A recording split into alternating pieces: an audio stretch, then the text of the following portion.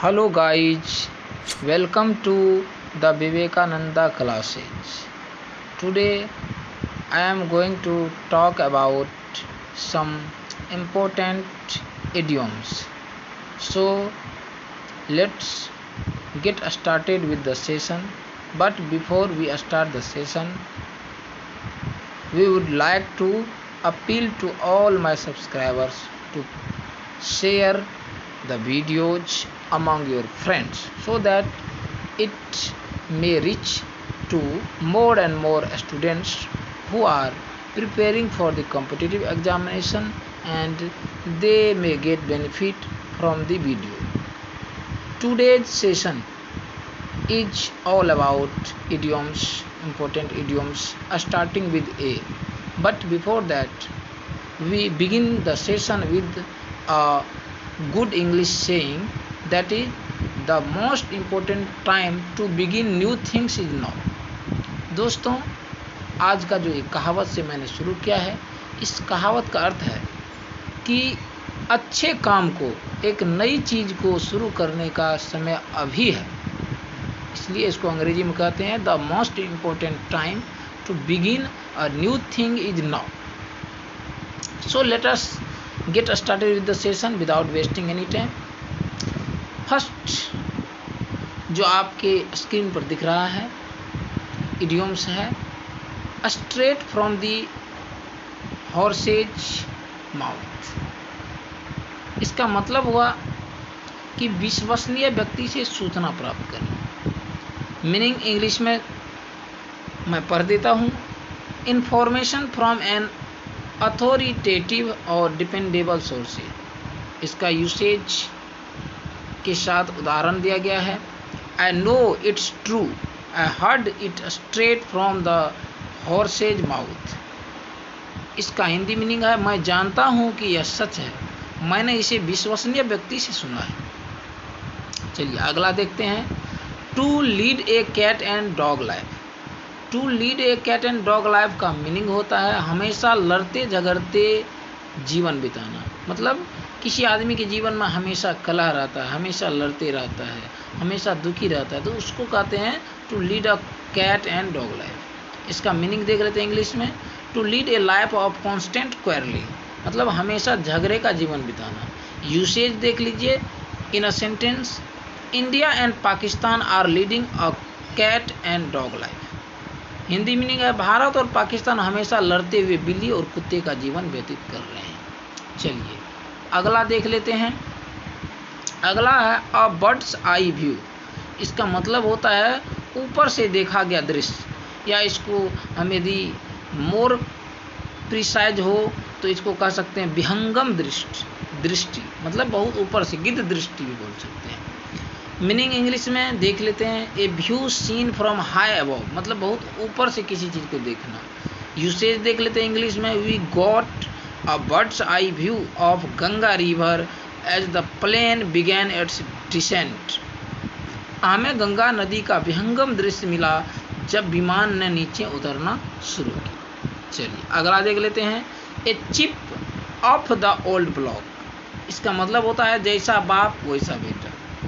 Meaning English में देख लेते हैं, similar to one's parents in everything. Usage देख लेते हैं, his son is just a chip off the old block. उनका पुत्र बिल्कुल अपने पिता जैसा है। अगला देख लेते हैं, ए ड्रॉप इन द ओशियन। मे भी आप सब इससे परिचित भी होंगे। ए ड्रॉप इन द ओशियन बहुत ही प्रचलित इडियोम्स है। इसका मीनिंग होता है हिंदी में ऊँट के मुंह में जीरा। इंग्लिश में मीनिंग देख लेते हैं, a very small amount compared to the amount needed. Usage देख लेते हैं सेंटेंस में, I have 50 lakh rupees in cash but it is just a drop in the ocean to buy a flat in Mumbai. कहता है कि मेरे पास 50 लाख रुपये नकद हैं, लेकिन यह मुंबई में एक फ्लैट खरीदने के लिए सिर्फ ऊँट के मुंह में जीरा है। चलिए अगला देख लेते हैं, ए गुड सैमरिटन। ए गुड सैमरिटन एक इडियोम्स है, इसका हिंदी मीनिंग होता है दयावान। इंग्लिश मीनिंग देख लेते हैं, a compassionate person who helps others unselfishly. ऐसे व्यक्ति जो स्वार्थ रहित होकर दूसरे की सहायता करता है उसको एक गुड सैमरिटन बोलते हैं। यूसेज इंग्लिश में देख लेते हैं, इंग्लिश सेंटेंस में, he is really a good Samaritan every time he helps needy. वह वास्तव में एक दयावान है, हर बार वह किसी ज़रूरतमंद की मदद करता है। चलिए अगला देख लेते हैं। ए हाउस ऑफ कार्ड्स, बेकार योजना या संगठन। ए पुअर प्लान और ऑर्गेनाइजेशन, इंग्लिश मीनिंग होता है ए हाउस ऑफ कार्ड्स का यूसेज होता है the organization that looked so solid and dependable turned out to be a house of cards. इसका हिंदी मीनिंग पढ़ देता हूँ। संगठन जो कि बहुत ठोस और भरोसेमंद दिख रहा था, एक बेकार संगठन निकला। तो ए हाउस ऑफ कार्ड्स का मतलब होता है बेकार योजना या संगठन। चलिए आगे है ए लिटमस टेस्ट। ए लिटमस टेस्ट का हिंदी होता है अग्नि परीक्षा। ये जितना भी आप देख रहे हैं दोस्तों, ये बहुत ही इम्पोर्टेंट इडियम्स है और वेरियस एग्जामिनेशन जो प्रीवियसली जो होल्ड हुआ है उसमें ये पूछा गया प्रश्न है, प्रीवियसली आस्क्ड क्वेश्चन है। तो लिटमस टेस्ट का मतलब होता है अग्नि परीक्षा। मीनिंग देख लेते हैं a method that helps to know if something is correct. मतलब एक ऐसा मेथड जिससे पता चले कि कोई व्यक्ति हमारे लिए सूटेबल है, अच्छा है, मतलब ट्रस्टवर्दी है या नहीं है। यूसेज इंग्लिश सेंटेंस में देखते हैं the prime minister's policy on black money is regarded as a litmus test of his views on corruption. काले धन पर प्रधानमंत्री की नीति भ्रष्टाचार पर उनके विचारों के एक अग्नि परीक्षा के रूप में माना जाता है। चलिए अगला देख लेते हैं a piece of cake. A piece of cake ये भी बहुत ही प्रचलित इडियम्स है, बहुत ही फेमस इडियम्स है। इसका मतलब होता है बहुत आसान, बच्चों का खेल। मीनिंग है कि something that is easy to understand और डू। यूसेज देख लेते हैं that exam was a piece of cake. वह परीक्षा बच्चों का खेल था। या दूसरे सेंटेंस हम लोग बोलते हैं life is not a piece of cake. Life जो है बहुत आसान नहीं है दोस्तों, बहुत ही कठिन है। आगे बढ़ते हैं। एक क्वियर फिश। एक क्वियर फिश सनकी व्यक्ति। एक क्वियर फिश का मतलब होता है सनकी व्यक्ति। ए स्ट्रेंज पर्सन मीनिंग होता है।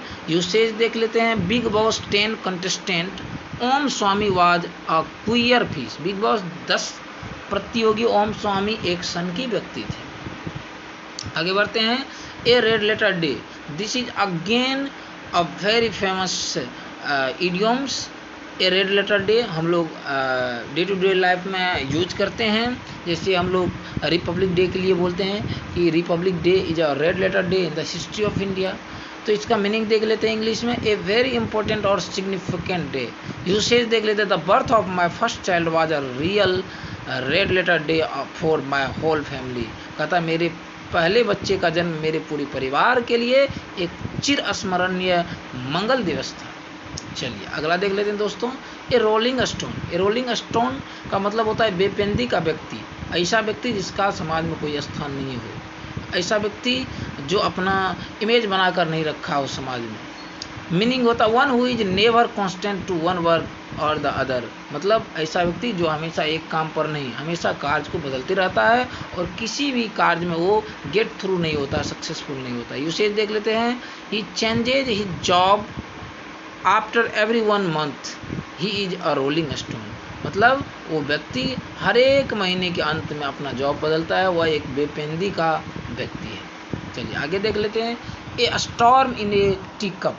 ए storm in a tea cup, बात का बतंगर बनाना। कोई व्यक्ति क्या करता है, किसी छोटे मैटर को बड़ा बना देता है, तो उसे कहते हैं a storm in a tea cup. इसका मीनिंग देख लेते हैं a lot of trouble about something that is not important. Usage देख लेते हैं few people are having a habit of making a storm in a tea cup. कुछ लोगों को बात का बतंगर बनाने की आदत होती है। चलिए आगे देख लेते हैं दोस्तों। A straw in the wind. A straw in the wind का हिंदी मीनिंग होता है संभावनाओं का सूक्ष्म संकेत, something that suggest what might happen. Usage देख लेते हैं there were some straws in the wind yesterday that suggested the curfew was being lifted. कल वहाँ संभावनाओं के सूक्ष्म संकेत थे कि कर्फ्यू हटा लिया गया था। चलिए आगे बढ़ते हैं। A whale of a good time, एक मज़ेदार समय होना, रोमांचक या मनोरंजक अनुभव। A whale of a good time का हिंदी मीनिंग होता है। इंग्लिश मीनिंग देख लेते हैं, एन एक्सेप्शनली फन, एक्साइटिंग और अम्यूजिंग एक्सपीरियंस। उसे देख लेते हैं, Varun Dhawan and Alia Bhatt had a whale of a time at Karan Johar's birthday party. Varun Dhawan और आलिया भट्ट का करण जौहर के जन्मदिन की पार्टी में एक बहुत मज़ेदार समय था। A whale of a good time का मतलब होता है बहुत मज़ेदार समय। एशिल्स हिल, एशिल्स हिल का मतलब क्या होता है, एक कमजोरी या कमज़ोर बिंदु, अ वीकनेस और वल्नरेबल पॉइंट। यूसेज देख लेते हैं, Pakistan targeted India's Achilles heel by using their fast bowling attack. Pakistan अपने तेज गेंदबाजी हमले का उपयोग करके भारत की कमजोरी को निशाना बनाया। एशिल्स हिल का मतलब होता है कमजोरी। एसिड टेस्ट, निर्णायक परीक्षा, किसी व्यक्ति का एसिड टेस्ट लेंगे, मतलब ये पता करेंगे वेदर ही इज ऑनेस्ट और not. A test that is foolproof and conclusive. इसे देख लेते हैं, Congress is going to face acid test in Gujarat Rajya Sabha election. Gujarat Rajya Sabha चुनाव में कांग्रेस को निर्णायक परीक्षा का सामना करना पड़ रहा है। चलिए आगे बढ़ते हैं। Afraid of one's own shadow, आसानी से भयभीत होना या छाया से भी डरना। Afraid of one's own shadow का मतलब होता है बहुत ही, मतलब जो बहुत ही फ्राइटेंड व्यक्ति होता है, बहुत ही कोवार्ड टाइप होता है, डरपोक type. To become easily frightened, after an accident I am even afraid of my own shadow.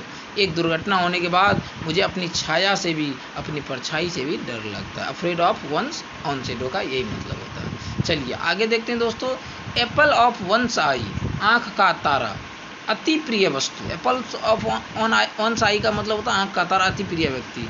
English meaning देख लेते हैं, the person someone likes most. Usage देख लेते हैं, Tanuja was his first child and the apple of his eye. Tanuja उसकी पहली बच्ची थी और उसकी आँख का तारा। चलिए आगे देख लेते हैं। एट एन आर्म्स लेंथ, हाथ भर की दूरी। To keep at a distance, to keep at a distance इसका मतलब होता है किसी व्यक्ति को जो हमारे लिए बहुत ही मतलब डेंजरस हो सकते हैं, हार्मफुल हो सकते हैं, उसे दूर रखना ही बेहतर होता है। यूसेज देख लेते हैं, he saw the snake at arm's length, उसने हाथ भर की दूरी पर सांप देखा।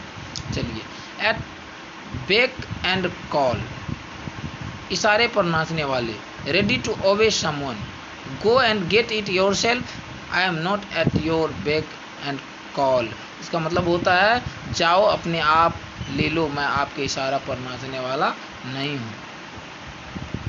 एट डेथ्स डोर का मतलब होता है मौत के दरवाजे पर। On the point of dying, usage देख लेते हैं, my mother literally was at death's door when a kidney became available for transplant. मेरी माँ सचमुच मौत के दरवाजे पर थी जब एक गुर्दा प्रत्यारोपण के लिए उपलब्ध हुआ। आगे बढ़ते हैं।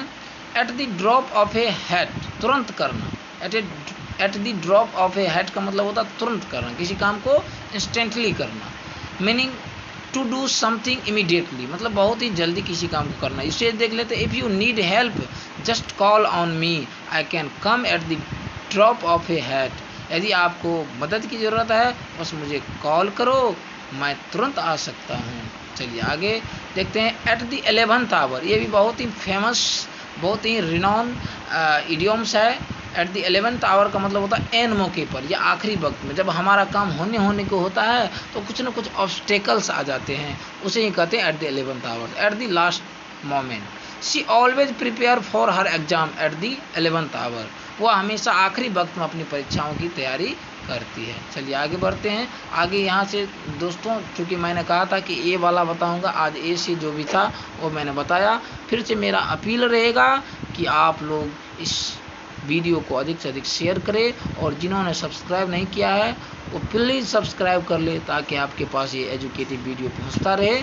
और फिर से मैं आप सबको याद दिला दूं कि the most important time to begin a new thing is now. That's all from us, thanks for watching दोस्तों।